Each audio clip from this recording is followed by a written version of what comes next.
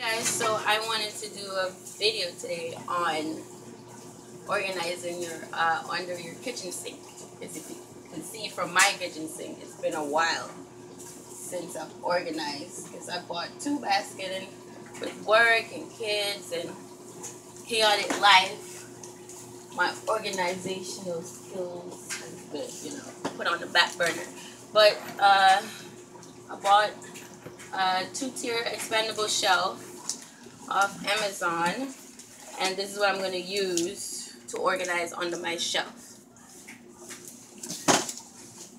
So let's go ahead and open up this box.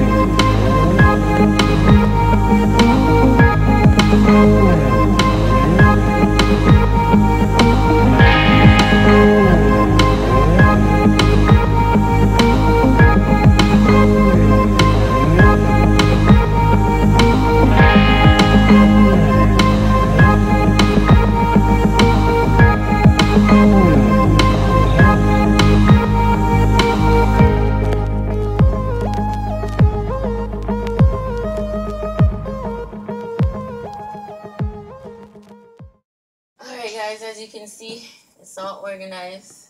Everything is put back in its place, but in an organized way. Thanks for watching. I'm Ty.